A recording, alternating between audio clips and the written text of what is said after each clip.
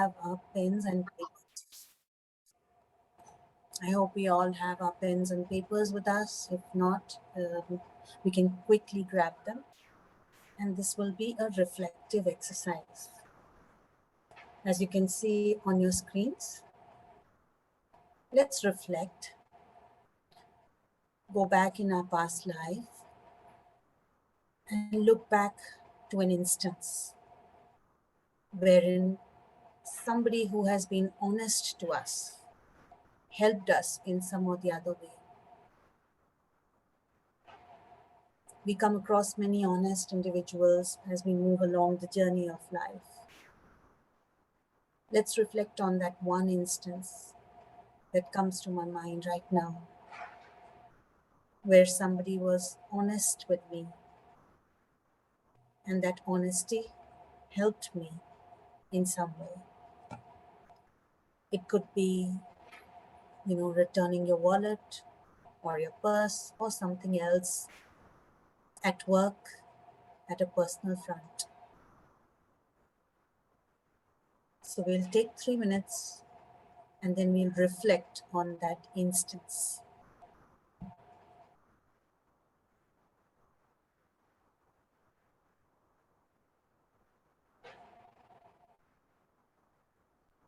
Relive that moment.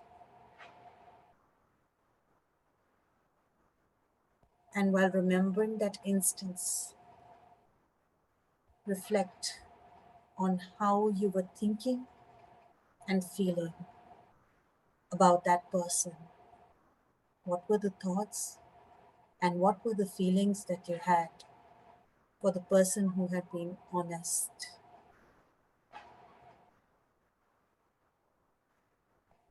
And we'll also reflect on what are the different advantages that honesty can bring in our lives.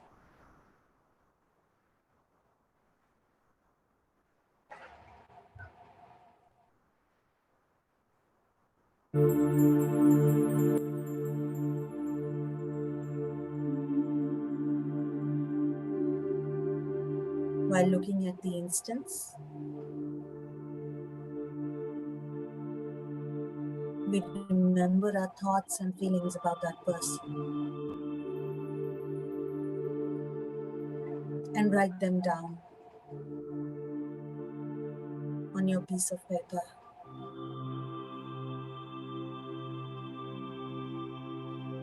And alongside, also write down the advantages that honesty brings into our lives.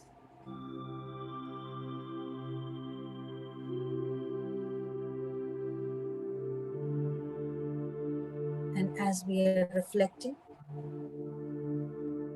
we can start putting the thoughts and feelings and the advantages in the chat box.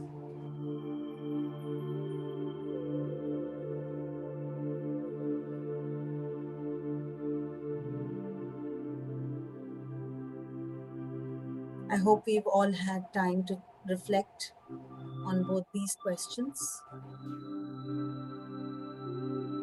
We'll now move ahead to the sharings of the same.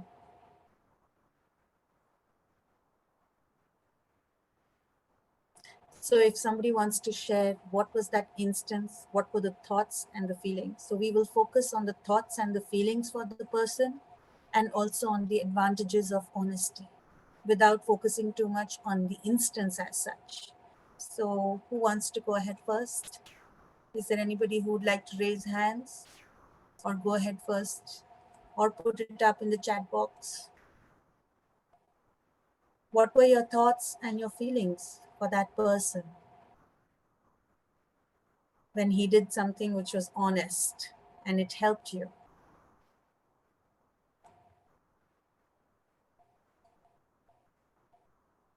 Sister Rena, do you want to add?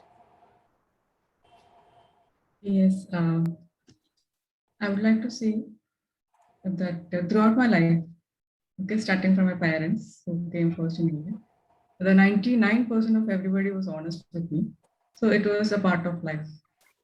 Okay, it was like a given to me.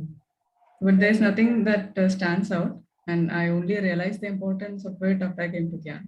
Oh, all of them are always to me because of You've been something, very maybe lucky. my past karma or something. So it was a given, it was a natural form. That's very nice to hear. So you've been lucky, Rena sister. Pooja sister on the chat box says that my bosses in the past have all been honest with their opinion about my behavior. Very nice, Pooja sister. So Yeah, constructing but constructive feedback is honest feedback is very important, and how I that would I would helps. like to add that it was Yes, not very easy. It comes with the repercussions. Sometimes you lose some things, okay? Because we absolutely. see that people who are being dishonest are they're getting ahead, but still, the mental peace that remains. Absolutely. So as the version said that the truth will always prevail. It might go dogma, but it'll always prevail. Thank you, Rena's sister. And Pooja's sister also mentions that she felt respect and acceptance when people were being honest, even though they were giving her constructive feedback. And the advantage was it helped her improve in professional life, and it inspired her also to be honest. Thank you for sharing that, Pooja sister. Sister Aruna says respect for the honest person, blessings for the honest people, right? And this makes you positive as well. Any advantages anybody else wants to share? Any advantages of honesty? What thoughts or feelings you had? Sister Seema, Sister Rachna, any of you would like to add? BK Arun says, honesty gives the strength to be courageous. Very nice. Because even the version said that you need the courage of honesty. With honesty, there's always courage. Very nice. Come what may, we can accept the loss with dignity, success or failure. One feels equal, neutral. Right, right. With honesty, there's equality. And the advantage is trust. Yes, you build trust between people. Vidhi sister says faith. She felt faith on the other person. Thank you, Vidhi sister. Who else wants to add? We have Rachna, Sister Rachna. Would you like to add something if you're there? Yes, Om Shanti sister. Om Uh, Shanti. Regarding feelings, that honesty. If I reflect on the incident that I had, shall I talk about the incident or just about the feelings and the advantages? Just briefly so that it helps us, but we'll focus on the thoughts, feelings, and advantages, Okay, so Sister so just about the feelings, of course, respect, gratitude, and light. I felt light, and Rachna. advantages is that I was full of good wishes for that person, and obviously a lot of trust and good wishes for the person. Okay, Thank you. so the feelings again were trust, feeling of trust and good wishes for the other person.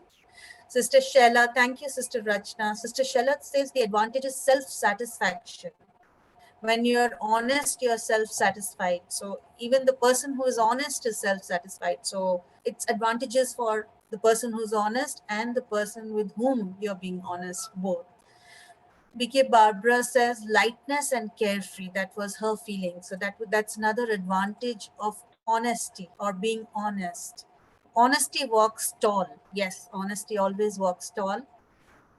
Brother Deepak says advantages of honesty, transparency, and respect, mutual respect. When you're honest, you develop mutual respect. BK Arun says we can see in the eyes and speak all the time. When a person is honest, you don't need words. You can only speak through the eyes. How sweet is that? So, anybody else, Sister Swati, Sanam, would you like to add something? We still have about a minute. Okay, Sanam is putting it on the chat box. Advantage of honesty, we receive extra help from God in our spiritual efforts. Yes, we receive extra help. God helps those who are honest. Very nice. I don't see anything else coming on the chat box right now, and I hope nobody is left who would like to speak. So with that, I think I can pass it on to Shruti sister for the next exercise, please. Over to you, Shruti sister. Thank you all. Thank you, Sister Shivani. So let's start now that we've brought to our forefront, or in our mind's forefront, all the advantages around honesty, true to all our workshops. Let's get into a little visualization leading up to action planning. Just like Anubehan started with, let's see how we can increase more honesty in our lives, and what can we do to bring more of that, more of those wonderful thoughts and feelings. So I'll start sharing my screen.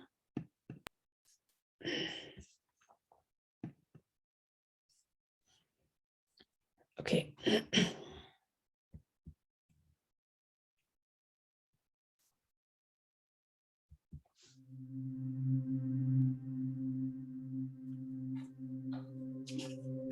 So let's start. Let's take a few deep breaths and center our thoughts.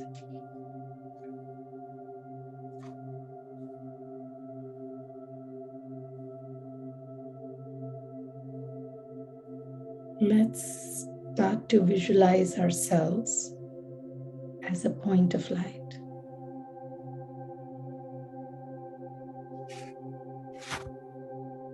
Separate from our body.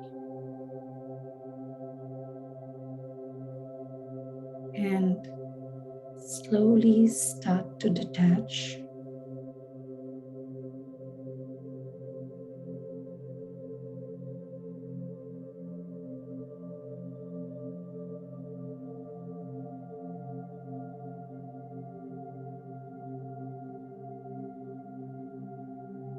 Now, let's look at our lives like a detached observer.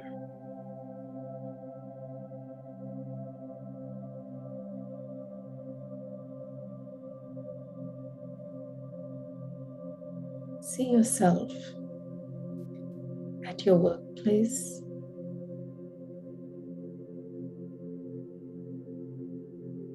or at your home.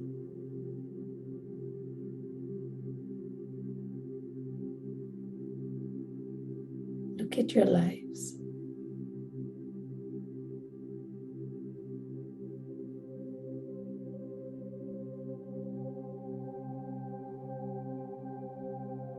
See how you consume information.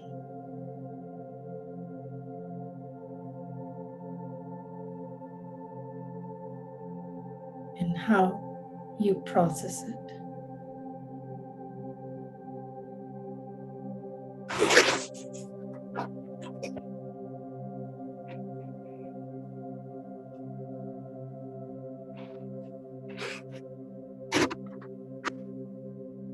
Information is everywhere.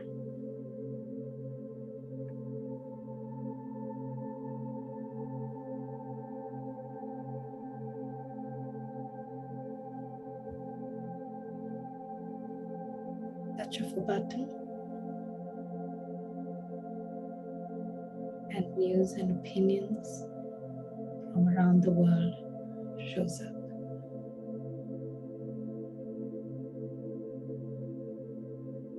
And so much of it.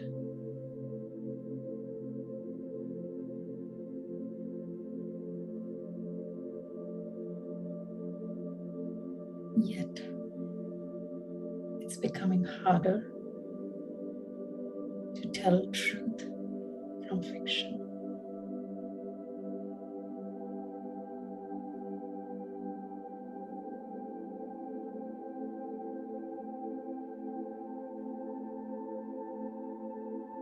Whether it's politics, vaccines, morality, truth has become relative. It's confusing.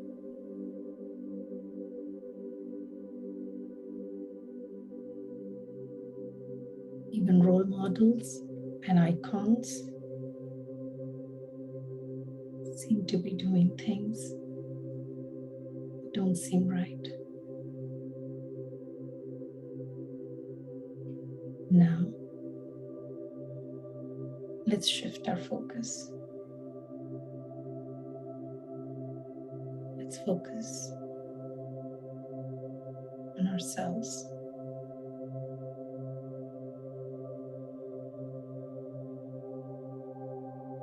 Focus on yourself. Look at your pure, divine light form.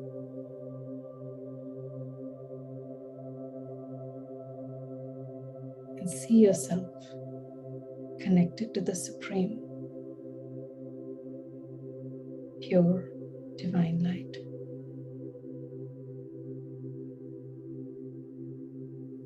Feel the truth of love, peace,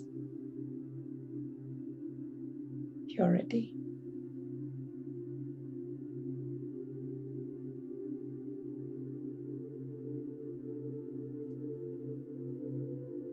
This is the universal truth, universal honesty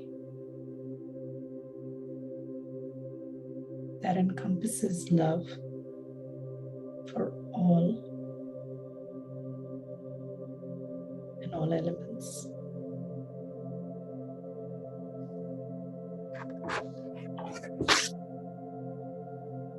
And truth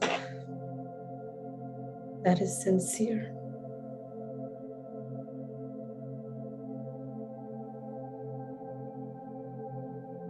Not dictated by titles or lust, rather dictated by universal brotherhood.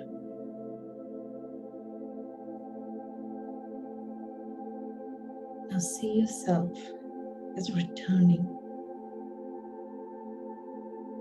to your human form.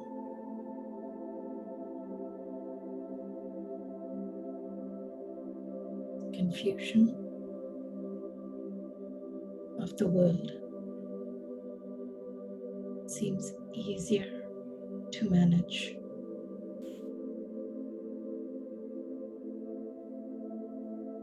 You can see the universal truths from the layers of dust and falsehood driven by ego and greed.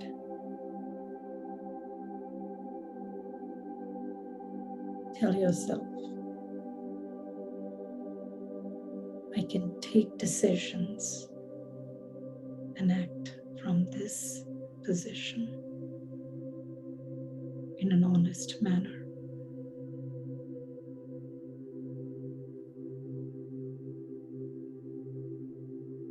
I can be honest to myself. I do not have to conform to a societal image.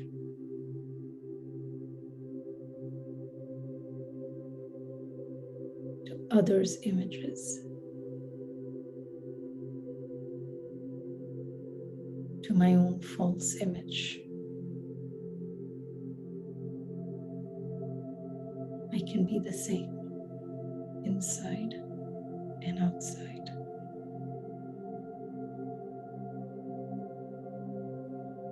I can be honest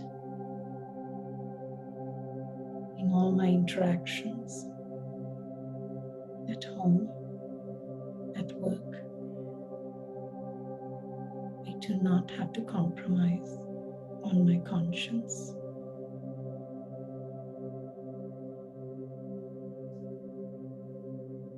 I am honest. I can be honest. I can be myself.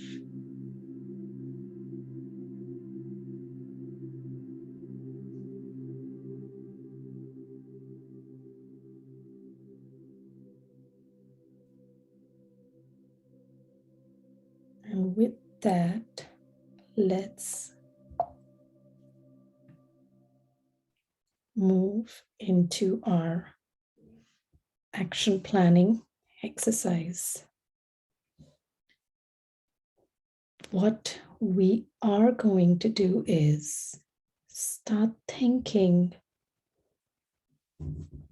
how can we remain honest always, or at least more, at our workplace or at home?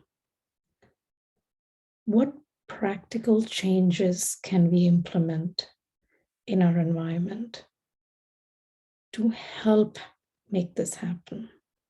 If not in our environment, in ourselves, what can we do to implement these changes? So we'll take about a minute to do that. And I will play again a slight music. This is going to be brief and we'll get into sharings.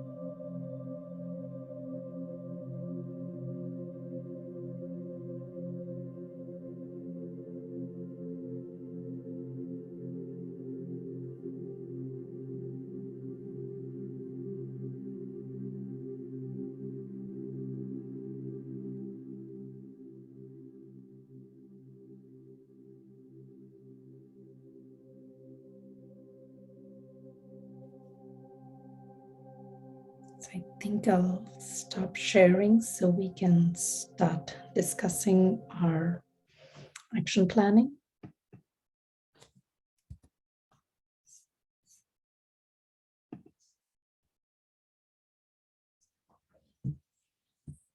Would anyone like to get started?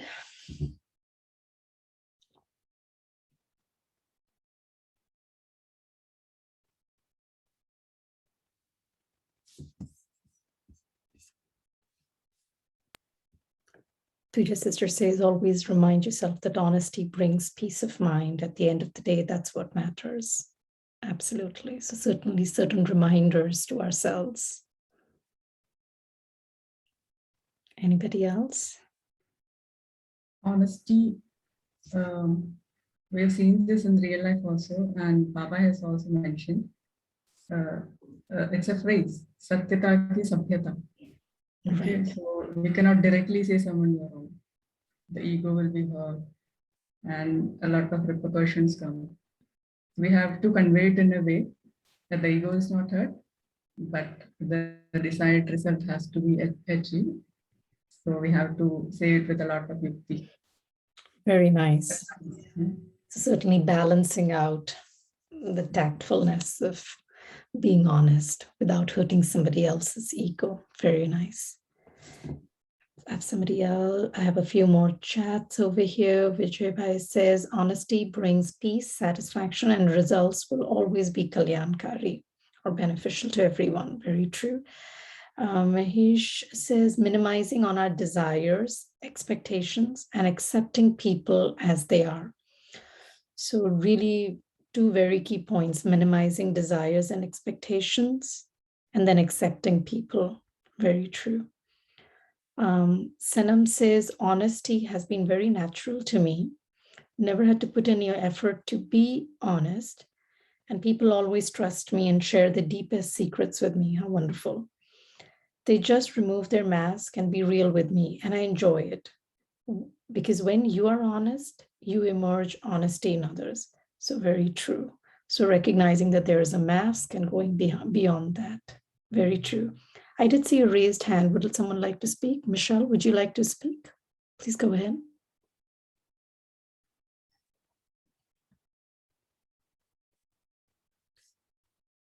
Michelle, are you able to unmute yourself? I also see Rajiv has raised hands. Yeah, so one thing I'd like to just add is if one is honest, you don't have to remember everything, whatever you said or whatever conversation you have. If you're honest, it just minimizes it. No need to remember. Very nice. Very nice. It just comes naturally. Very nice. I see Swati, you've raised hand. Would you like to go ahead? One thing that I noticed is whenever I'm honest, it seems to give permission to others to be honest too. Very nice. Very nice. It's almost like we need that.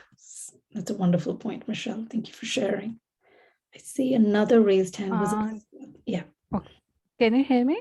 Yes, we can, Swati. Go ahead. Yeah, so I think I will briefly tell about my own story. When I was in school, I usually don't like to do homework, which is let's copy paste from the book. So I usually don't do that. So most of the time I used to get the punishments. And once there was a math teacher who asked, like, is that anybody have done the homework? And I was very honest.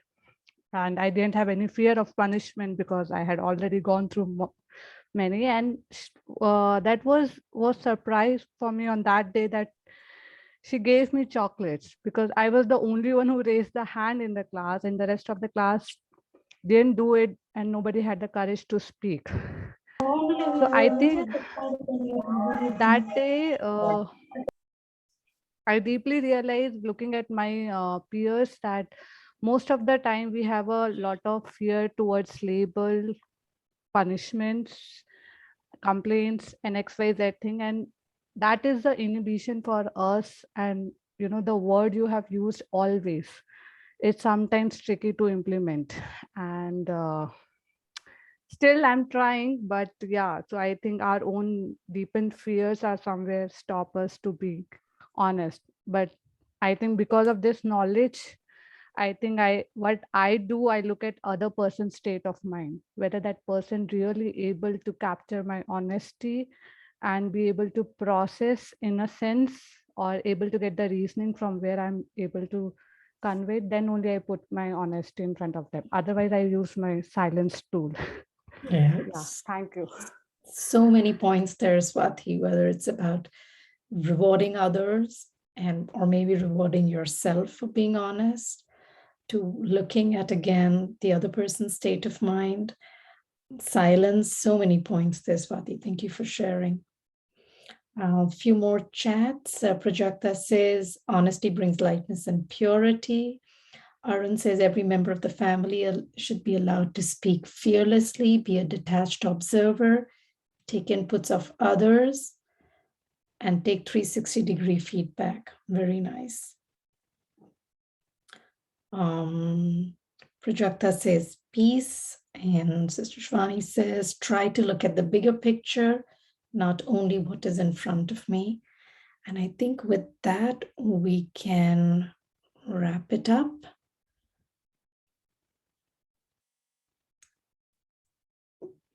Sister Anu, would you be sharing, or should we hand it off to Manoj Bhai directly?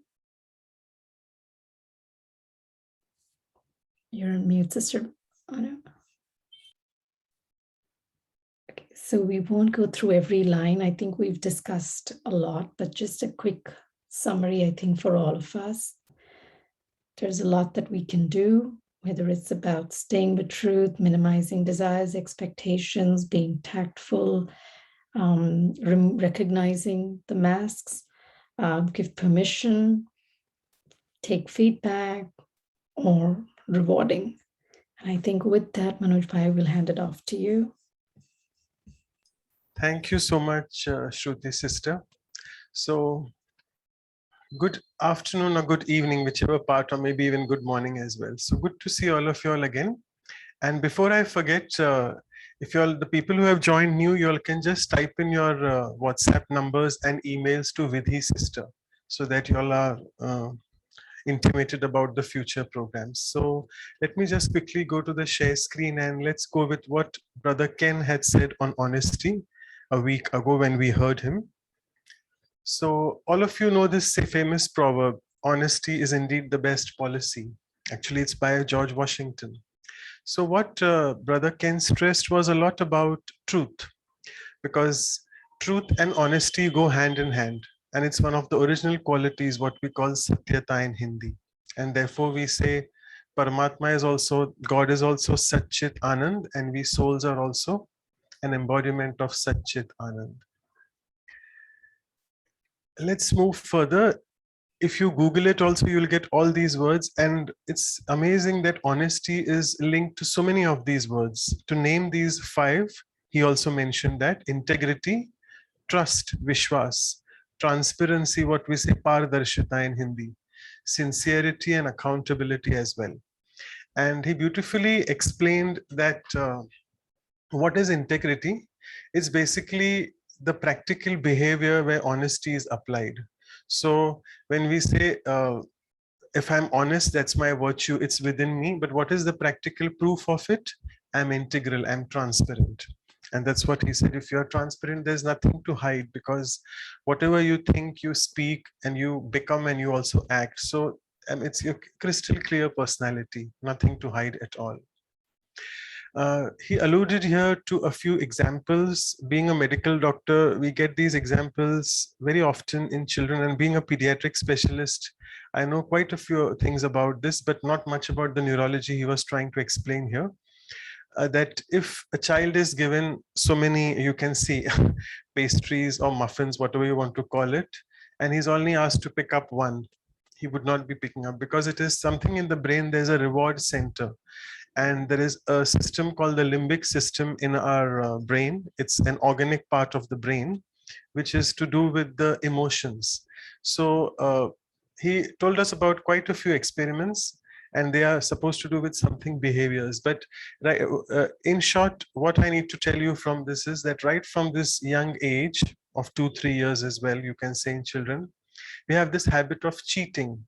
And why this cheating comes? Cheating is opposite of honesty, all of you know that. And why this cheating comes? Because it's greed. We want something more. So greed and honesty therefore never go hand in hand. A beautiful Hindi saying, sorry for the English crowd here, Jhuthi Maya, Jhuthi Kaya, Jhutha Sab Sansar, right? You can see it's mentioned here in between. So brother very beautifully mentioned about the concept of truthfulness, as I alluded to in the second slide. And he told us these 3 things. I'll take the first one, true things that seem false. So the best example of this is, look at yourselves in the mirror. You look at your body structure, your clothes, everything. And actually that is false, that is not you, right? So what it means here is, though the body which is in front of you, the entire big body, but that is not really your existence. You're basically that conscient point, the beautiful energy of light, what you are, the soul. Second thing is he mentioned is false things which seem true. So the reverse applies to this, that we don't really live our lives on soul consciousness, but that is by basically our truth, which is so, but we feel that how can we be a soul? Because all the time you look at the mirror and you're doing, everything is action which you're doing is happening through the body, not through the soul. So therefore it is called that Jhuthi Kaya. Kaya means the body, and Jhuthi Maya, in the sense Maya is nothing about wealth. Maya is what we call our weaknesses, our old frail sanskars which we have. So everything of that is false, because basically all of us are those beautiful conscient beings. So how do we become naturally truthful? By understanding the self and doing meditation, which I'm sure Sister Gayatri also will be covering us for more in detail. Excuse me. Next, again, once we start doing this regular meditation, once you start practicing the Raj Yoga meditation, you realize what is this godly inheritance.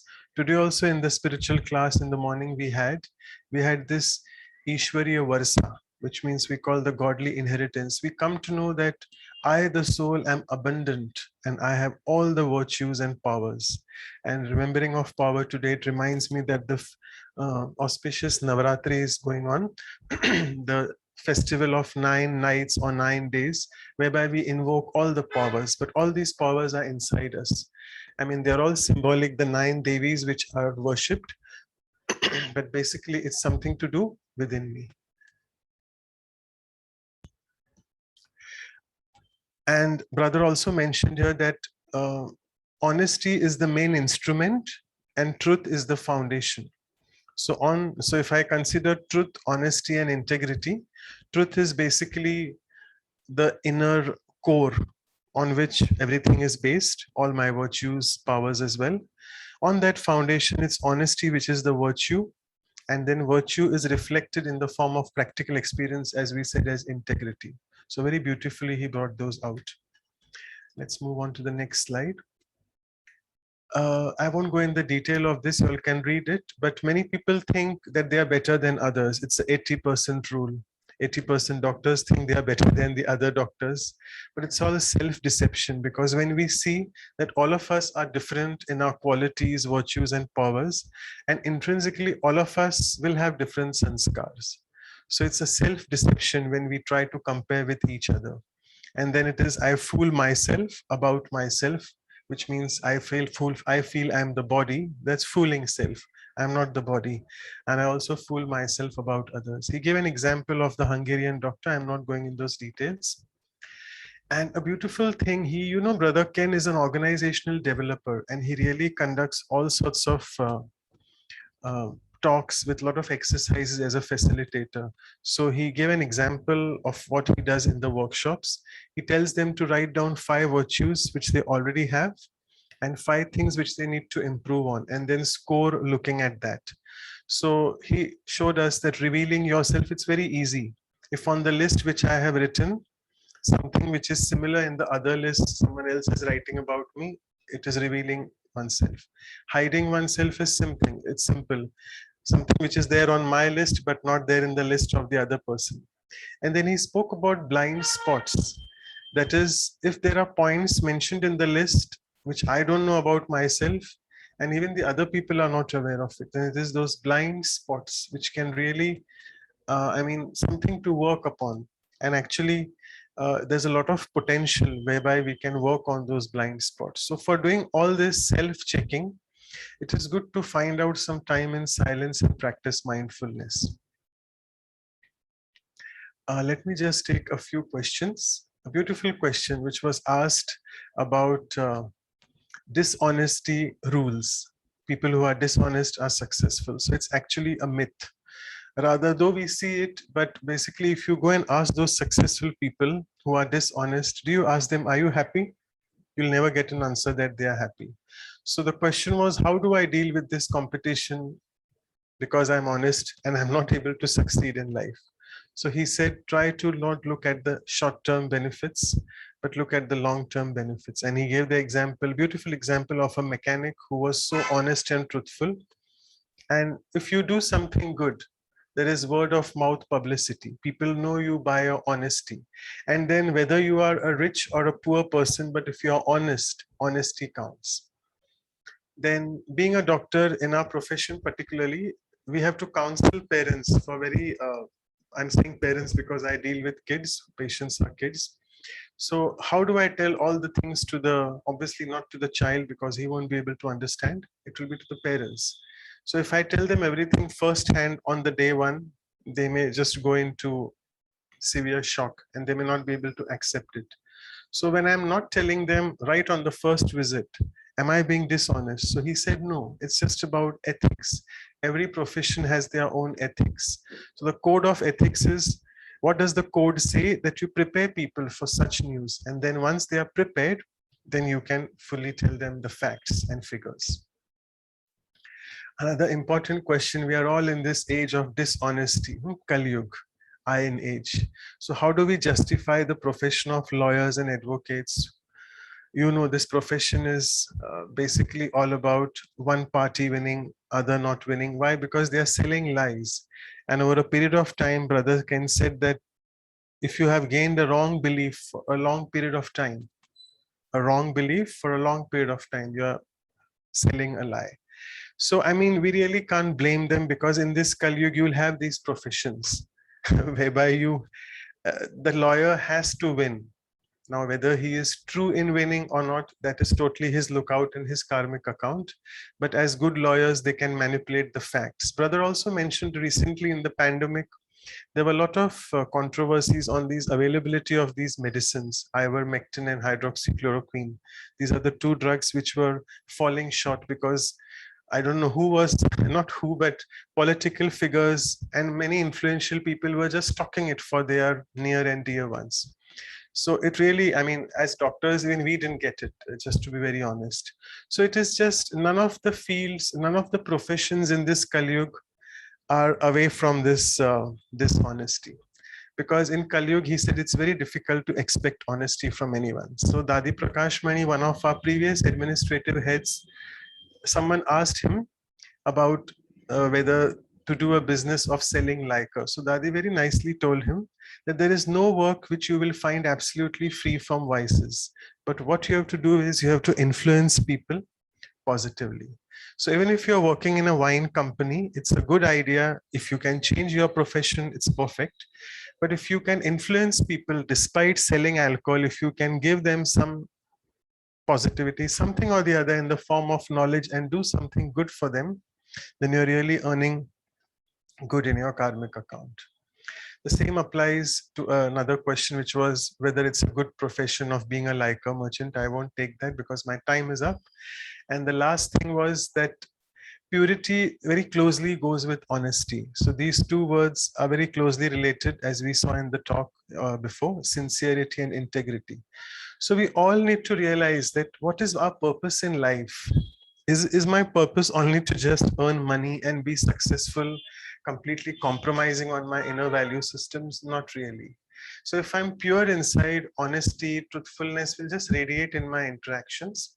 And if I realize my purpose of life is success, right? But being, as I remember Brother Bridgemohan saying that if you're happy and if you have a balance, you're successful in life. So if I'm able to achieve that, that's the purpose of my life. And then honesty will just flow from me very naturally. So with this, I'll just stop here. And we have with us Sister Gayatri. If you remember, she was there with us last time, 2 weeks ago. She shared on success. And I had told all of you that I will be sharing about her half biodata. I had saved it for this time. So again, it won't be too elaborate, but you all know she is belonging to the Brahma Kumari since almost more than 40 years now, and a very staunch representative of the Brahma Kumaris at the United Nations since 1980. And last time I told you about the 5 P's of the Sustainable Development Goals, which she's involved in. But her key role in UN is to identify areas of United Nations policies with practical relevance to individual and community lives. And therefore, she explores a lot on value-based and spiritual dimensions of those. And that's the reason she's one of the ideal speakers to cover on value-based talks. And she has expanded the awareness through the BK networks in almost 120 countries now. So hats off to her. She also serves as the vice chair to the International Day of Yoga Committee. All of you know, it's celebrated on 21st June every year. And 3 other things, she has served on the board of directors of EVO. I had told you all before as well, EVO. EVO is Images and Voices of Hope. She's also been on the part of the design team for the Call of Time dialogues. These are those programs which used to happen, a global leadership dialogue program. She was a part of that, designing. And also lastly, she's an honorary member of the advisory board of the Cosmos Journal for Global Transformation. And again, as usual, I'll just say a few lines in the form of a poem. So, you know, Sister Gayatri reminded us of the Gayatri Mantra. I mean, I can't gather courage to, though I know the mantra, but I can't, I mean, I don't sing so well, I feel. So let me just not sing that, but in the poem, let me just tell you a few things about that. So Gayatri mantra, we all know, is the holiest and the highest. And so is Sister Gayatri, who is the Supreme's child, the luckiest and the sweetest. So holiest and highest, luckiest and sweetest. Being the vice chair at the UN, she's indeed the richest, yet honest, because under the Supreme's canopy, she's made her nest. So she's richest, yet honest, and has made her nest with Supreme. Next few lines on honesty. Honesty indeed is the best policy, which is truly the foundation of every democracy. So policy for every democracy. And today we also fondly remember Uncle Steve, who was Gayatri sister's Lokik father. So we also fondly remember Uncle Steve on this auspicious occasion of Navratra Eve. His connection with the Supreme was so very strong, which has made Sister Gayatri on her journey come along.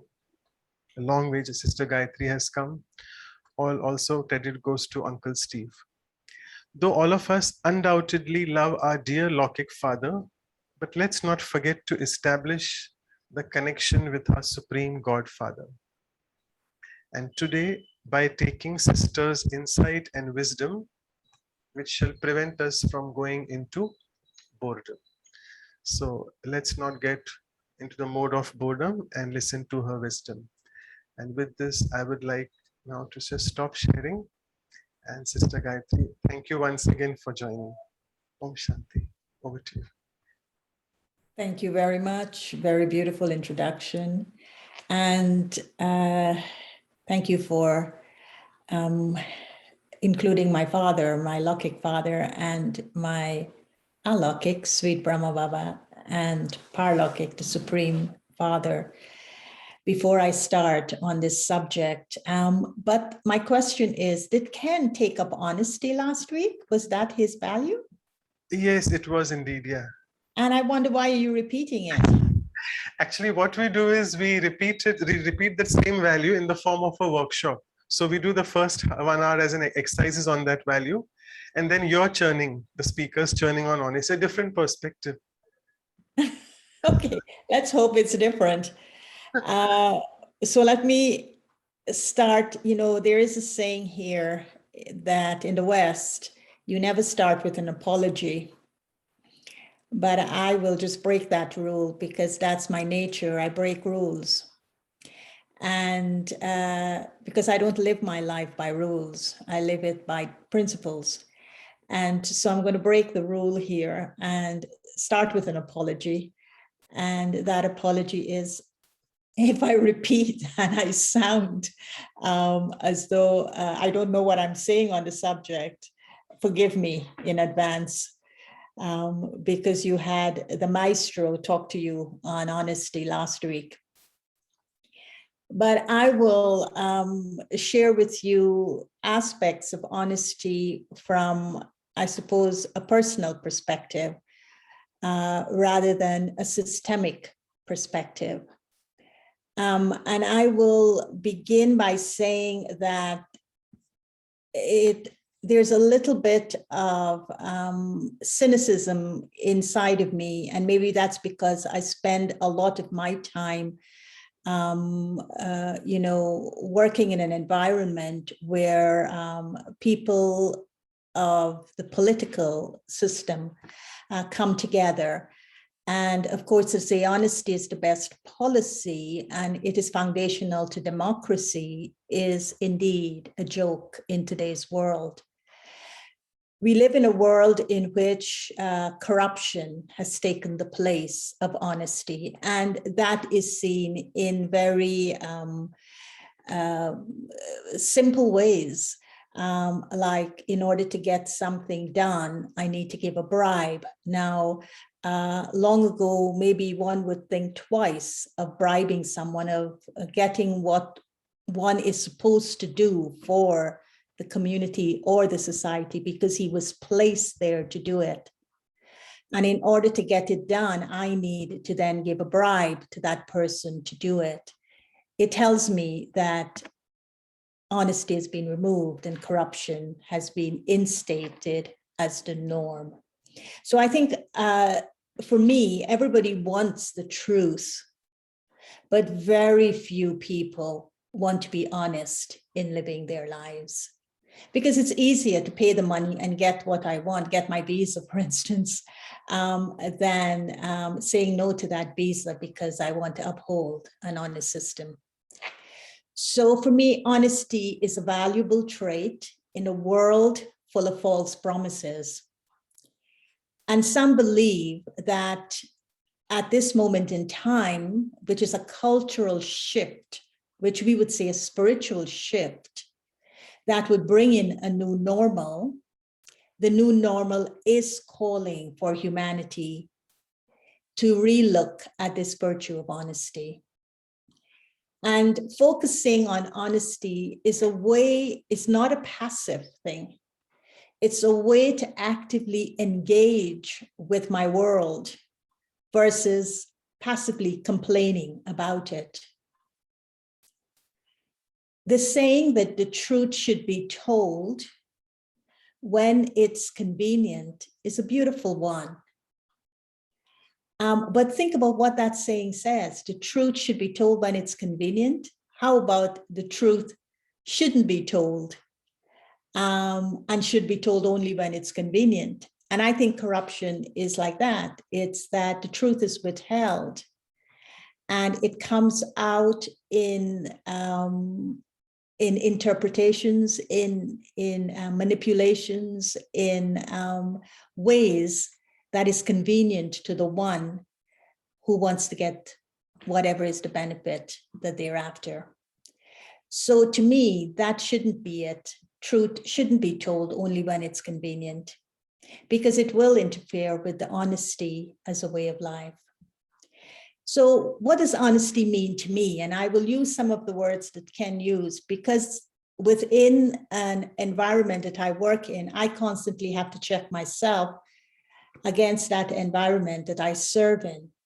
So I'm going to share with you what honesty means to me in relation to an individual working or serving through a system, but also an individual living within the community of the Brahma Kumaris. And so honesty for me means to care deeply about trust. Honesty for me means valuing the importance of integrity. And honesty for me means being transparent in my relationships. Honesty is also me, what it means is that I try to do my best and I'm willing to accept the consequences when I miss the mark, when I'm not able to do my best. Honesty means that I respect others enough to want to tell them the truth as that truth appears in my life in that moment. Honesty means that I value myself. I value myself enough never to tell a lie or to cheat. You know, there was once when Dadi Prakashmani stood on a public platform and made an announcement. She just said, I never told a lie in my life. And I think she stunned the audience. She stunned all of us because I couldn't stand up and say that. I never told a lie in my life. But honesty for me is a way to value myself so that I could uphold an aspiration to never tell a lie. You know, when people think of honesty, they think that it's simple. But indeed, it's simple. But we have complicated our lives in such a way that the things that are simple and easy and natural are no longer so. So never to lie, what I'm saying, it means if I don't lie to someone, that person will trust me. So never lie to someone who trusts me. And then the opposite to that is interesting. Never trust someone who lies to you. But from a spiritual perspective, do I just stop trusting just because someone lies to me? Because if I do that, I'm tampering with my ability to trust. And so I need to understand that my trust will enable me never to lie to someone. However, if someone lies to me, it shouldn't interfere with my ability to trust. And so I think that it is very critical to understand a few of these balances that I will share with you. And Manoj Bhai, please indicate if I'm going over time, because I tend to get very involved in talking and forget to look at the time. So these balances would be truth, honesty and truth. So let's look at this first balance, this critical balance of honesty and truth. On this spiritual path of Raj Yoga, we are told to be honest in our efforts of living a soul conscious life. There was a beautiful slogan the other day: let there be honesty in your efforts, in your spiritual endeavor. And it was interesting how honesty was put in relation to efforts. And so honesty in the efforts of living a soul conscious life. Now, what's the spiritual truth that would be based on? The spiritual truth would be the soul is living, the soul is life, the soul is eternal. This is a spiritual truth. I'm a soul in the human form, and I'm experiencing life through the human form. So my life coach is actually life. And so that's the truth. Honesty and truth are words that are often overlapping one another. So sometimes we don't know the difference between what is honesty and what is being truthful. I will attempt to, when I looked at this, I'm attempting to make it clear to you, but hopefully it is going to be clear to you the way I see it. So honesty for me refers to the quality of being truthful and sincere, whereas truthfulness refers to the quality of my telling the truth. So honesty is a quality of being truthful and sincere, and truthfulness, it refers to the quality of me telling the truth. Honesty for me emphasizes that the individual is not only truthful in what I'm saying, but also sincere in my words and actions based on what I believe to be the truth.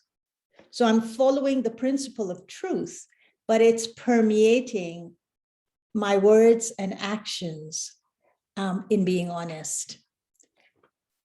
To me, truthfulness refers to telling the truth, in expressing what I know to be true. And so in this sense, truth is something that's factual, it's right or wrong, or truth is connected to a moral or a spiritual reality. So for something to be true, it has to be acknowledged as the truth by a group of people whom I trust. And being truthful for me is when an individual or when I correspond or align this factual truth that I have. For instance, the vaccine, the COVID vaccine is a factual thing, or my moral and spiritual reality. So I'll be connecting to that. I'll be aligning to that to know what the truth is. For me, because I'm on a spiritual path, the spiritual reality is where I turn to for truth. So spiritual knowledge, as revealed by Baba and the Brahma Kumaris, is considered for me as truth. So when I'm told you are a soul and you're not a body, that for me is truth. And so as a person, I can be truthful by expressing what I believe to be true, and that is I am a soul. But my honesty isn't just in expressing that. I could know it is a truth, But it's not that I have honesty just because I'm expressing it as a truth. But honesty, because in just expressing it, the mere expression of truth is insufficient to qualify me as being honest. And so the truth should be inculcated. This word dharna has two levels to it. One is I'm inculcating that truth, that I'm a soul. And so by inculcating it, I'm repeating it. This is what the word inculcate means. I'm repeating it over and over again. And so I could remember it clearly, and I can even expand on it and express it and give a beautiful class on it. However, honesty is a second level, which is I have to imbibe that truth. I have to drink it. It has to go straight into the bloodstream of the soul. And so that is, I have to absorb it and allow it to become part of my character trait, a natural way of my being. And it has to permeate now through my attitude and my behavior. And that for me is honesty. So in essence, honesty refers to the quality of being truthful and sincere in living out the truth that I am a soul. Whereas truthfulness refers to the quality of telling the truth that is describing soul consciousness. And that for me is the distinction. And that is why we find ourselves when we were going through things as spiritual pilgrims or people aspiring for spiritual consciousness.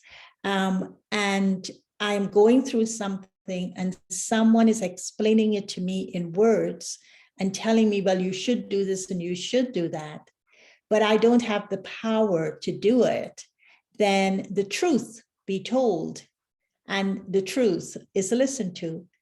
But the honesty becomes challenged because really, honestly, I can't do what you just told me to do, even though it's the truth. And so honesty is more imbibing of that truth, and that's where the practice comes in. The radical honesty for me is that what would be a practice that I would have that would support that. And I feel for me, the radical honesty that I have with myself is to accept that my mind is the biggest liar. My mind is always lying to me. And so I need to have a courageous conversation with myself periodically during the day, which I do.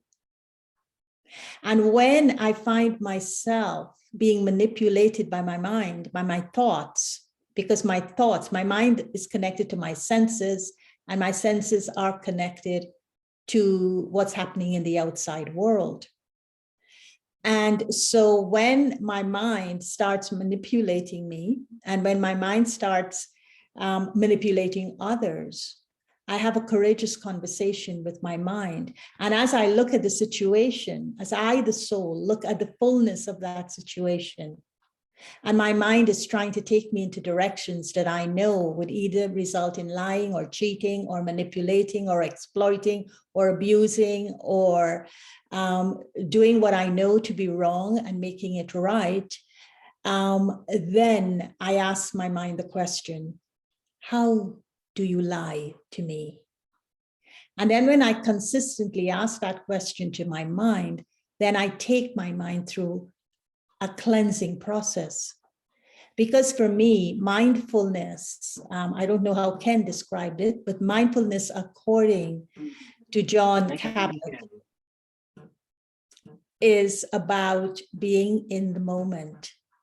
But for me, mindfulness is something that is also examining what that mind is doing to me and how my thoughts lie to me. So I would expand on that and use the word man, manabhav. And man, manabhav is a spiritual endeavor of taking the mind and connecting it to a supreme being and connecting it to the one source of strength and support so the mind could be cleansed, so that it doesn't take me into directions of dishonesty. The second balance that I thought about was the balance of honesty and integrity. And for me, integrity is connected to trustworthiness. And so being honest is being open and being trustworthy in relation to this balance. And so when I am honest with others, people could rely on me not to lie, cheat, or steal, not to take them into those areas. So because trustworthiness means that they know that I'm operating from a principle of truth. In this relation of honesty and integrity, people expect certain things from me, and I think they're my vulnerabilities. And that is admitting mistakes that I may have made. And when I admit those mistakes, the mistake that caused someone to be angry, a mistake that caused someone to be disappointed, I admit it. I take a look at it. I look at what just happened. To me, that is being honest with integrity. And being honest means that I don't pretend to be something that I'm not. I don't put myself, people may put me on a pedestal, but I don't put myself on a pedestal, because I am someone who is an effort maker, and I have to look at the honesty in making those efforts. So I have to, if someone got angry with me, I have to take the time to be honest with myself, to say, this person is angry with me, what just happened? So then I take myself into looking at that. And so why do I do that? Because being honest means that I don't pretend to be something else that I'm not, or what other people expect me to be. I'm not creating layers of identity based on social norms, but I'm being honest with that true identity. And so with honesty, I can trust things as they appear, and people can trust me as I appear. And so integrity in relation to this honesty would then mean that I'm standing up for what I believe to be right. And I'm living my life by those highest values. But at the same time, that doesn't mean that I'm putting someone down when they stand up and they believe for what is right. So honesty and integrity is like leaving a space for us to dance, for us to understand one another, for us to accept. No matter where I am or who I am and with whom I'm doing something, I will always act in a way that would correspond or align with something that I think I'm acting in the best way. I'm acting in the best interest of, whether it's the person or whether it's of myself.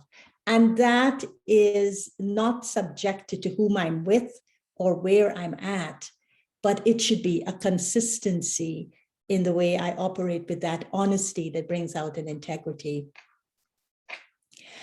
If I'm a person of integrity, my words and actions will match my inner intentions and motives. I wouldn't fool others, nor would I fool myself. But the most important thing, the most important way we're dishonest with ourselves is when we fool ourselves into doing that which we know is wrong for us to do. And that it starts with telling that white lie. A child of 3 years old in early childhood development will never tell a lie in and of themselves. Children catch values. And when they replicate the behaviors of adults, that's how they learn to tell lies.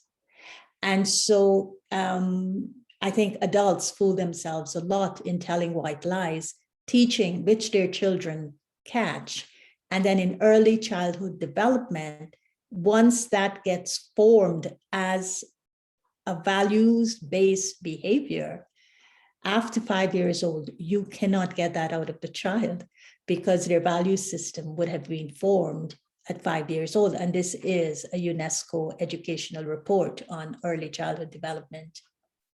So I would suggest to you that integrating honesty with integrity would require just 3 simple things for us to start with and to look at, because spirituality is simple. Actually, spiritual sense is common sense. And so I'm looking at it from this simple, lens of making spiritual sense common sense, which means an everyday way of living. So honesty with integrity would mean keeping my word. If I want to be worthy of trust, I must deliver on my promises.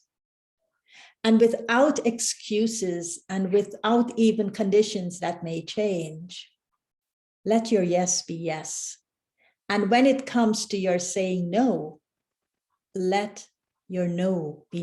Be honest with others, keep your word. The second is keeping your commitments. And this is where Brahma Baba, our founder, was very, very good in his honesty with time. And his honesty with time was his punctuality. So if I'm going to be somewhere at 11, let it be 11. And if I'm going to be delayed, I need to inform the other. I need to notify them.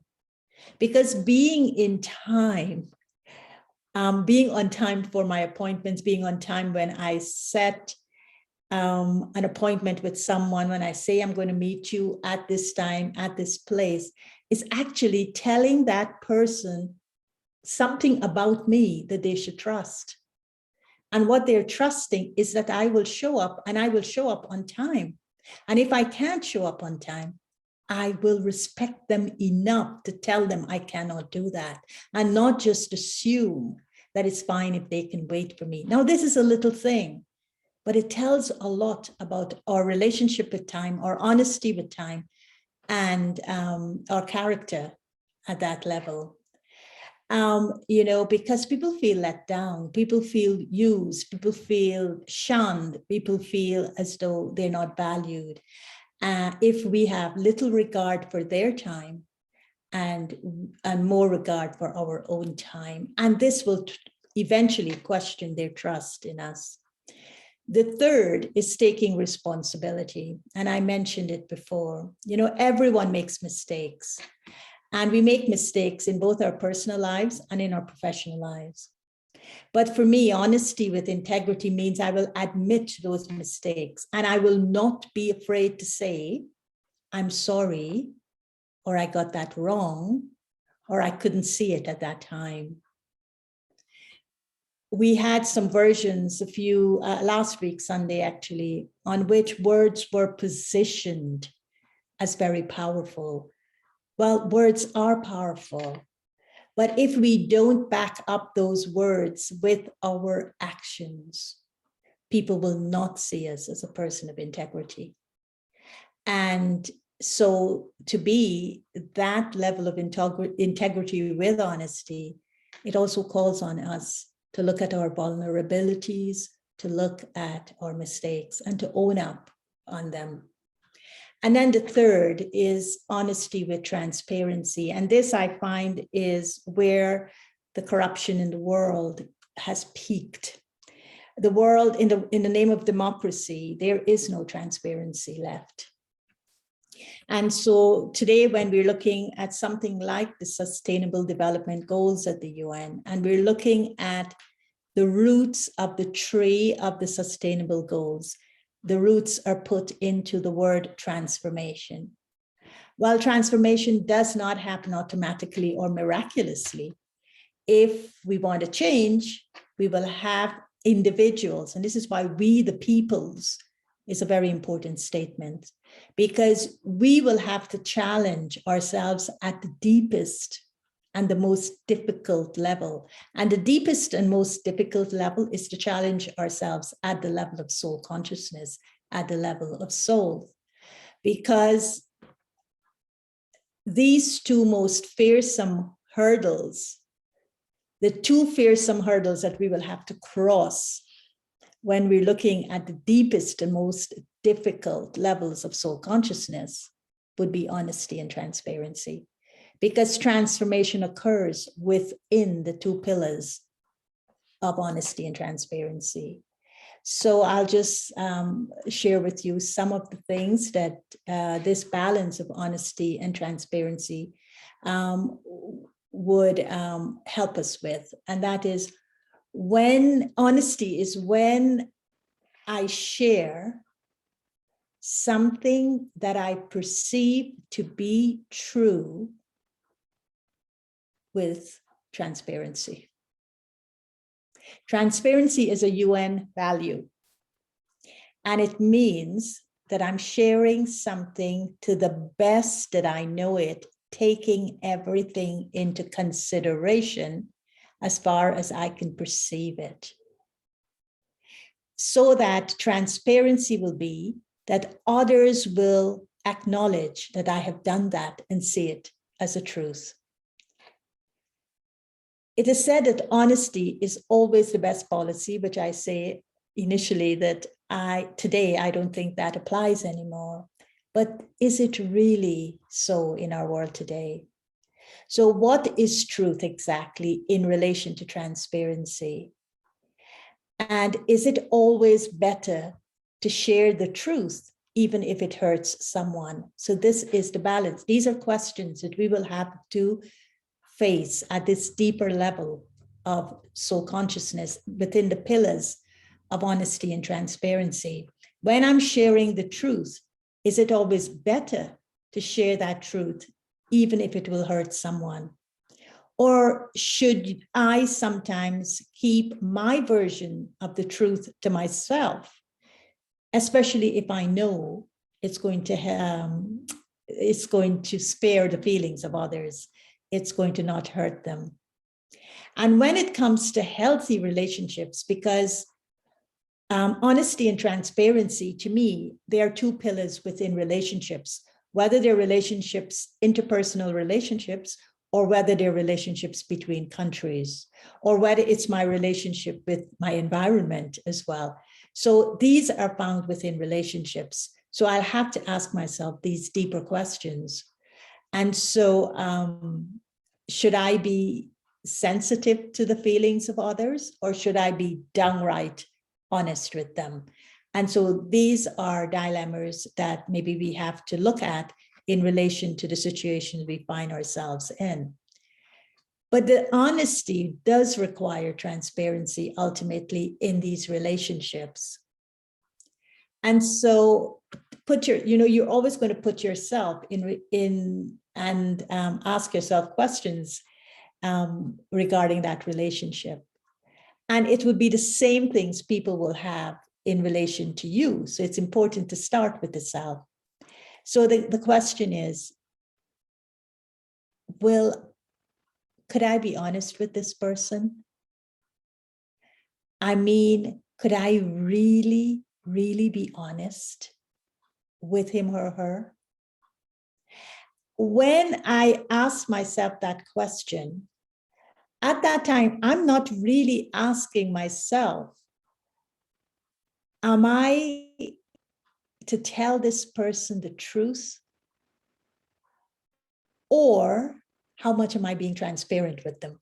Now, there is a distinction here in which I have to tell the truth. I'm going to tell you the truth that you have cancer. The doctor just said that you have cancer and you have 6 months to live, or 6 years to live, or whatever may be the case.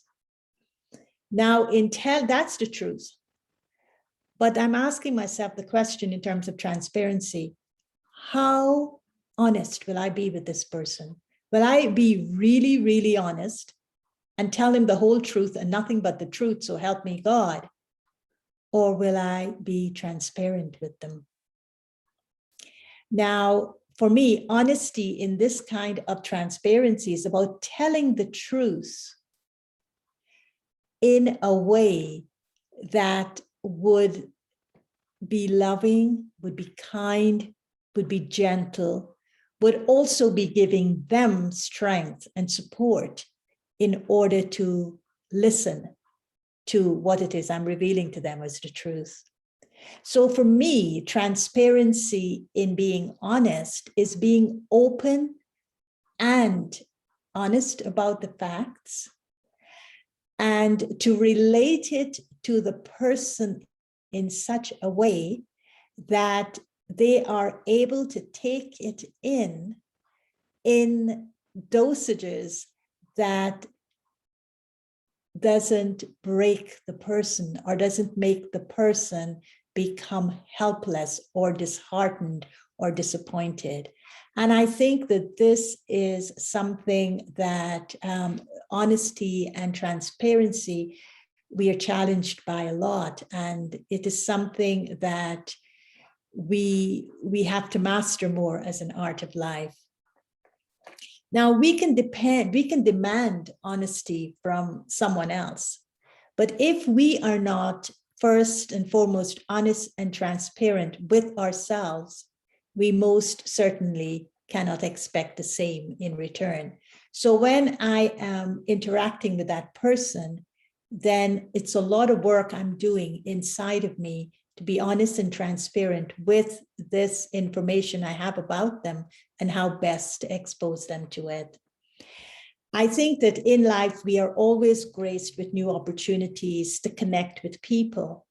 And this is another element of transparency and honesty, is that when we meet someone new that is different from me, and I already have prejudices against based on historical factors, I tend to become very guarded against this person. I tend to scrutinize everything that the person says because of these guards that I have based on things of the past. Now, whether my family or I myself was hurt by what this person represents, or whether it's just historical facts, but the guards come up and the transparency is then lost because I start placing people in different categories. I start putting them in spaces that they don't necessarily deserve to be in. And so then I become very resistant to them, or I reject them, or I get into my superiority complex or my inferiority complex mode. And this is not honesty and transparency in meeting people that are new, including I hope you take up this principle one day, or the value one day of inclusion. I'm not including them. And this is not soul conscious behavior. This is not operating on the truth, being honest on the truth of soul consciousness. So I think that honesty is the ability to tell the truth when someone asks you a specific question, and you respond to that in the way you feel, to tell the person what they need to know at that time. I think that is acceptable. So it is knowing the truth and telling the truth, and in between the two spectrum, based on your honesty with that truth and speaking that truth, you will go through your own imbibing of honesty in order to do that. And sometimes you may want to conceal things. And so this is the art, another spiritual art of concealing and revealing, but you're not concealing to be hurtful to the person, but you're concealing in the moment so that the person gets the strength to hear the next phase of it. But you will continue in the process with the person to do that. You will invest in them in order for them to do that. And so with honesty, we can leave out certain aspects of truth because someone might not be ready to or able to accept that truth. But we will think, before even revealing one aspect of the truth, we will always hold the whole truth as we're revealing the parts of the truth, because we know ultimately the whole truth has to be given to them. Sometimes in extreme situations, people will use honesty as a weapon against another. Now, this is something we have to be very much aware of. Do I ever know something about another and gossip about it with someone else?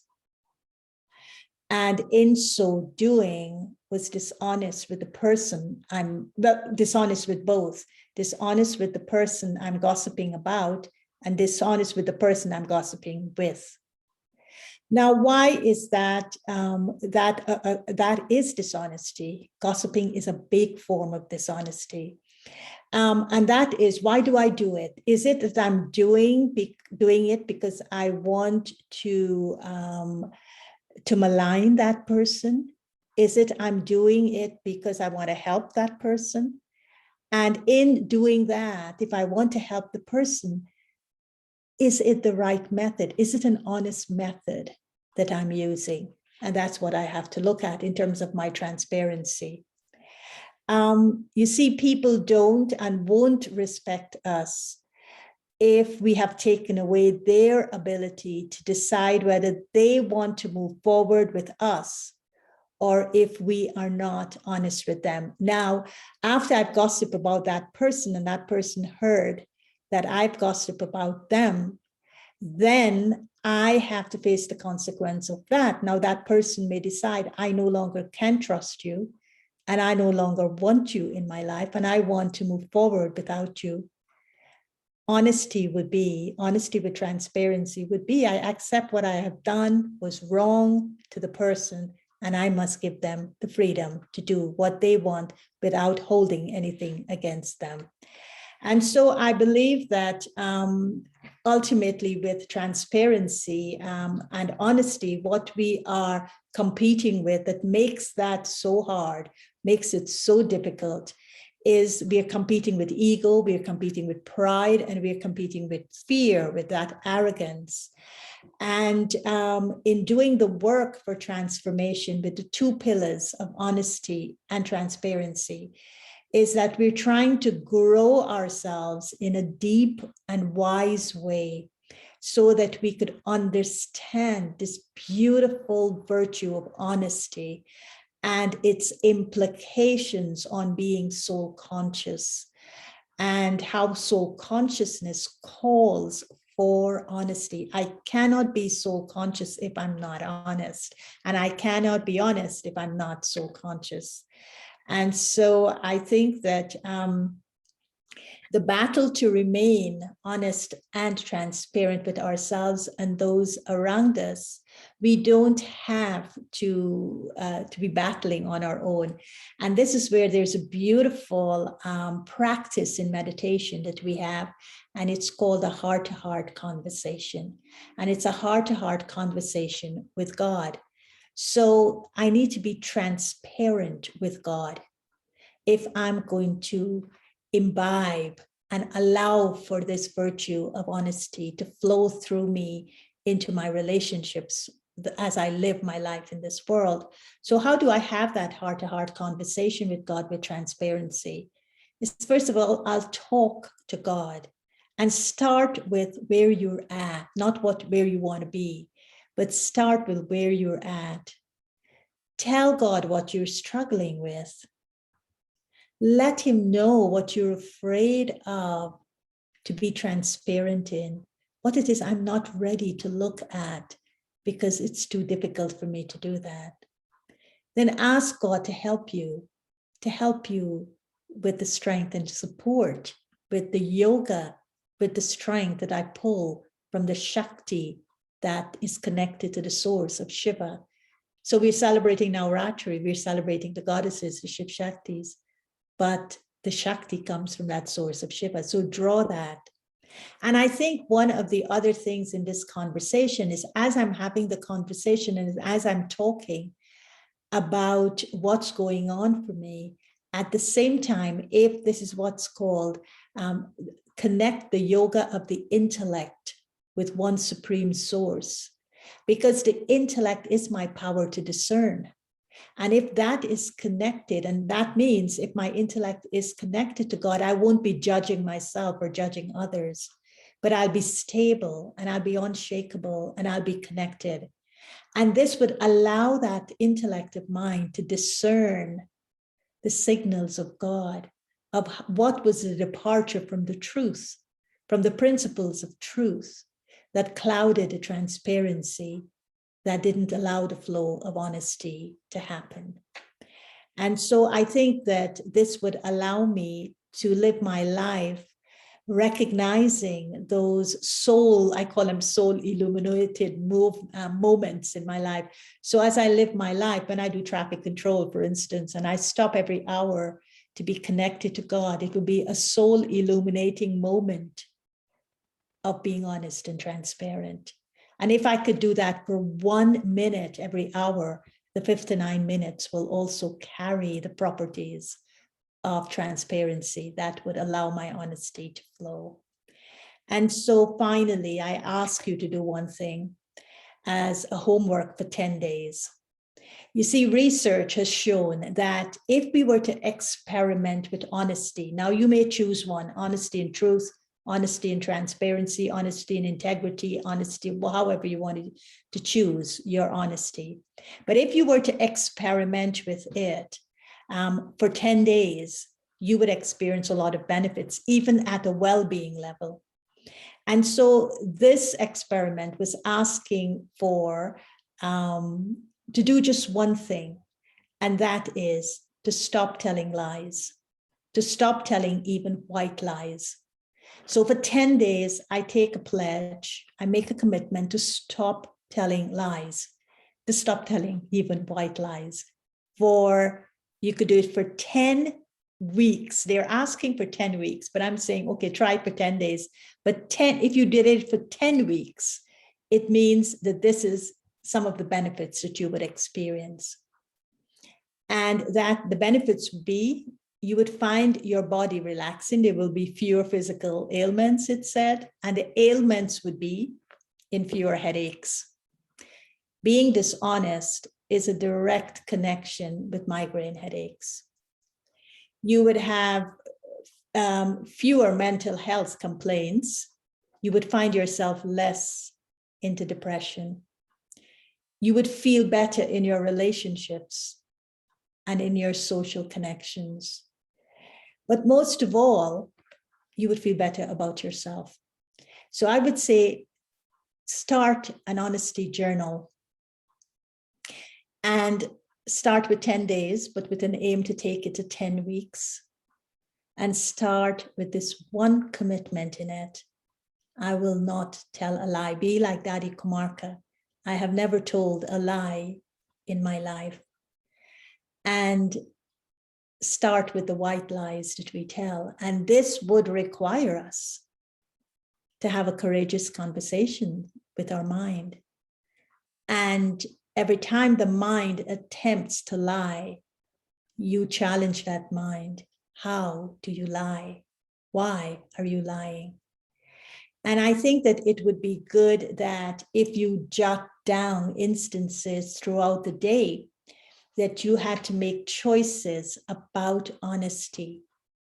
And when you have to make choices about knowing that the mind is about to lie to you and you're about to be dishonest, and then you chose to be honest, how did it make you feel? What was the feeling there? And so keeping an honesty journal initially could feel like a struggle because we begin to see how we lie to ourselves. But once we get into the rhythm of honesty, we will begin to know what honesty feels like and the power that it brings. And so my last words to you would be, I was told that the millennial generations, which is the younger generation, is today a generation with a very, they're called cultural creatives, but I also call them spiritual creatives. And they're creating a whole new consciousness. And the consciousness that they want from their employers as they sign up for jobs is a high level of honesty. And it's honesty with all three, maybe not so much truth, but it's honesty with the ethics of the organization. That's their mission and vision and value statements. It's honesty with integrity. Are the people living up to that as individuals? But most importantly, it's honesty with transparency. Are you telling me it as it is? Or are you hiding it and telling me something else? Am I making corruption the norm, or am I looking for the truth? So I think that they are redefining honesty, and I love it, and in which they're no longer asking for a moral code, because you see, honesty is always put within this construct of morality, but they're asking for an honor code. The honor code is the spiritual aspect of it. Are you walking your talk? Are you living your life based on what you're saying and what you're doing and what you're telling us, and what's the truth? Because morality always carries elements of guilt. And so we're moving from the moral code to an honor code, and the honor code is based on spirituality, and even not honor, maybe honor is not the right word even, but a noble code of spirituality. So I end there because, as you say, I did a lot of churning on myself, because honesty comes back to how I show up in the world and not what's going wrong in the system. Because if I look at what's going wrong in the system, I have a lot to complain about. But if I look at myself in relation to the system, I can at least do something to make a difference in understanding honesty as a way of living and not just a truth to be told. Om Shanti.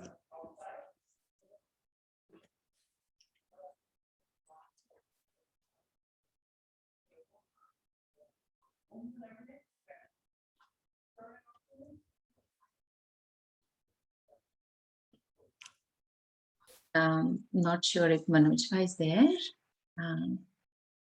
Maybe he was here just a few seconds ago, maybe internet issue, and he gone. Just give me 1 second to check.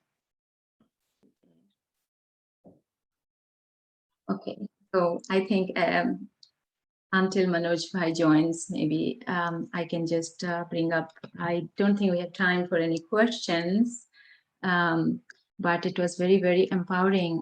Sister Gayatri, I think every word that you spoke was a method, and that will enable us to really choose and imbibe honesty. I really loved it. Everything is such a method, but what you said stayed with me is that honesty is a way to value the self, and do not lie to those who trust you, but also do not temper your ability to trust when others lie to me, and that itself is the spiritual endeavor I think we all need to go through. And you also said that heart-to-heart conversation with that divine being will give me that power, and really holding on to that compassion, that I can empower others, not like telling a truth, honest, that will break their heart or disempower them. So that was really beautiful. And we always, it is such invaluable class that we get in these workshops, because we create the synopsis, the summary, and it goes to all of us. We practice, truly practice to imbibe. And the YouTube videos are always available, and we watch so many times later on. So I'm sure all of us here are going to take it on. And I can't thank you enough. Thanks a lot from the heart. Gayatri, and I think Manoj brother is here. Are you? Give me 1 second to make him co-host.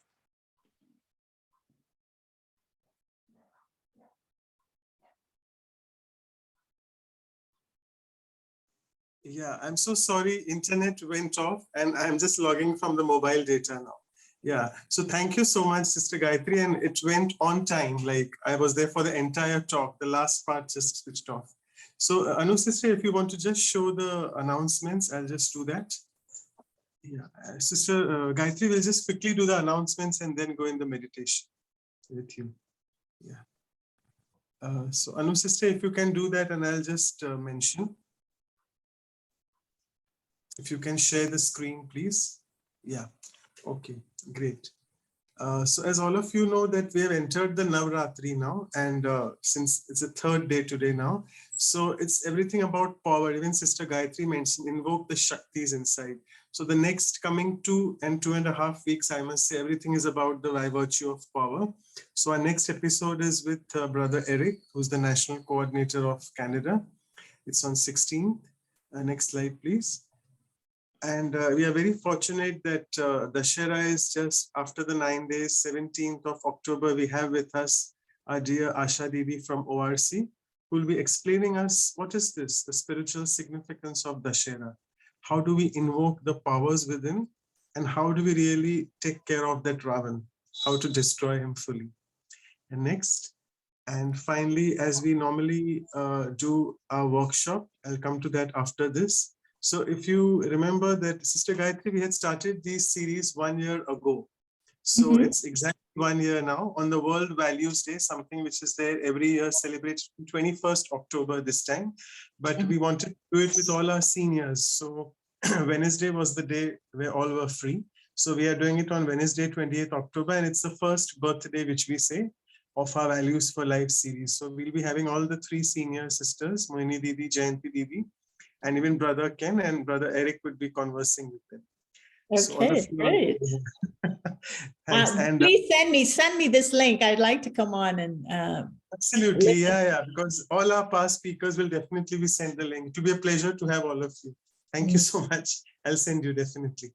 And the last one would be the workshop, which is on power. I think you have to show that, Sister Anu. I think it's not there probably. But anyway, Sister Manda from UK would be covering that. It's just not there. That's okay. So without much ado, so we'll be sending you all the invitations and links, all the participants who have joined you. So don't need to worry. You don't need to note it down anywhere. And we'll just now go in the meditation mode. And Anu sister, if you can just play some soft music in the background. So we'll go in the meditation with you, Sister Gayatri. Yeah.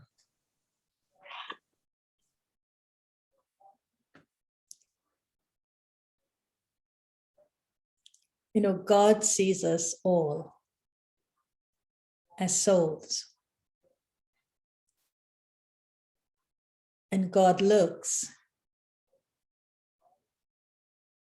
at what is core to soul consciousness.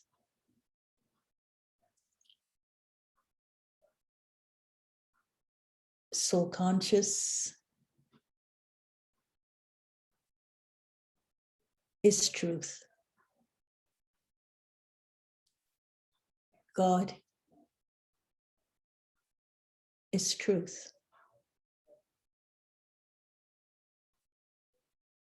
The drama of life is truth.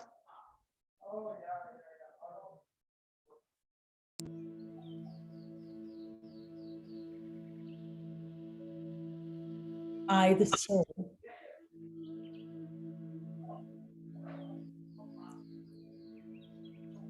I'm aware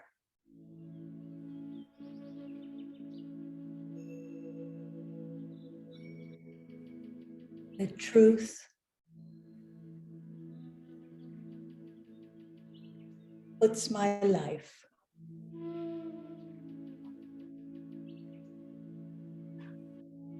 into the invisible hands of God.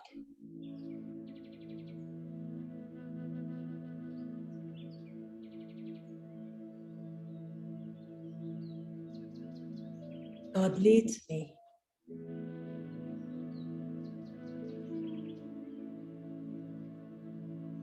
live a life on these principles of truth, which he calls Shrima.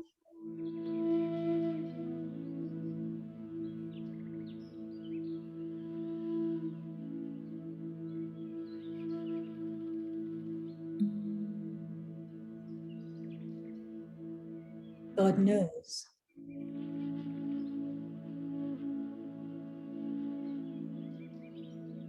That in order to walk this path He's guiding me through,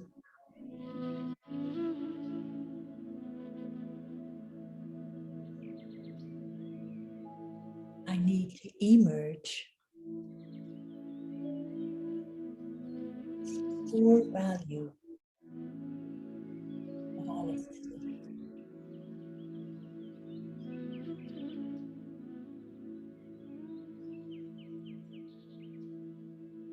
When I take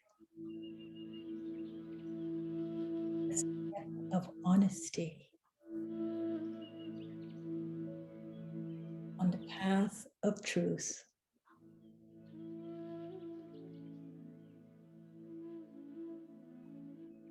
God helps me.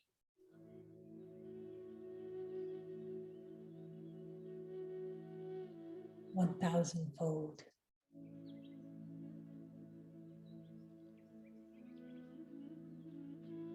When I take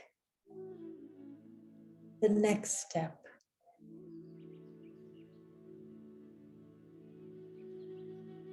with honesty,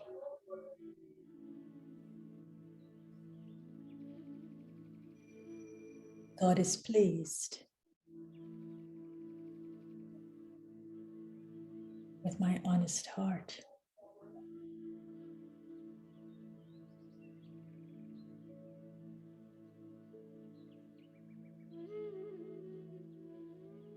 When I take the third step with honesty,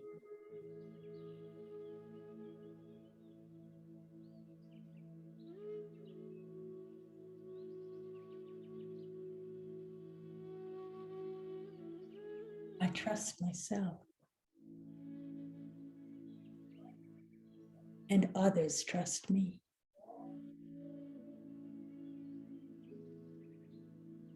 I'm trustworthy.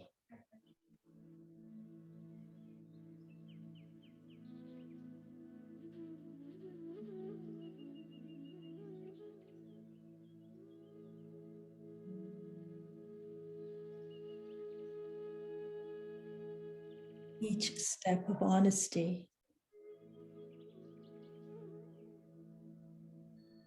in a world of falsehood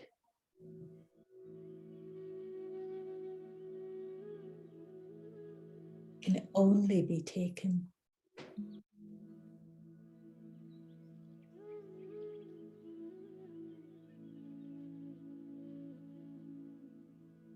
with soul consciousness.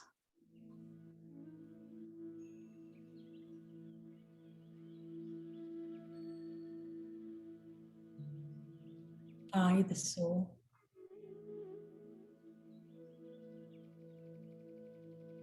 in the consciousness of being a child of God,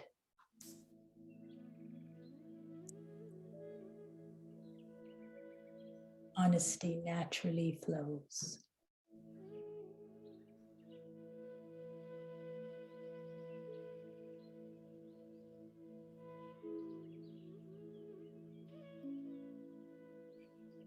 It allows me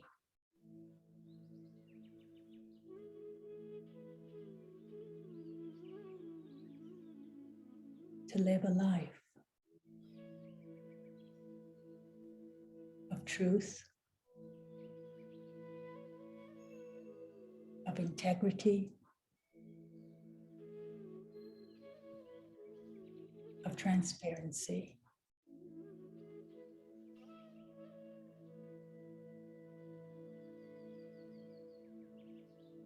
Honesty upholds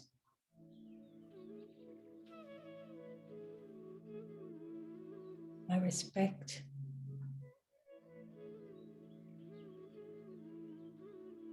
for the one who is holding the hand of my life.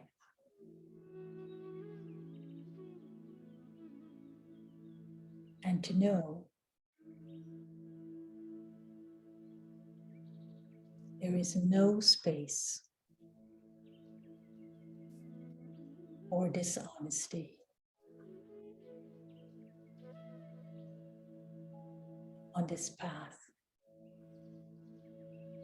of truth.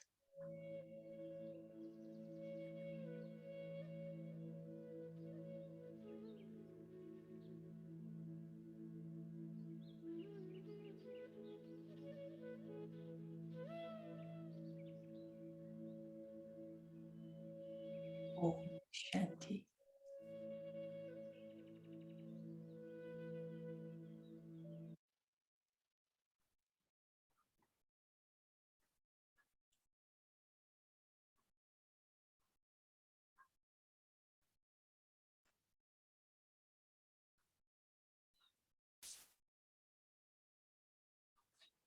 So, Om Shanti. Can't you unmute, brother? Okay, hold on, because you joined back again.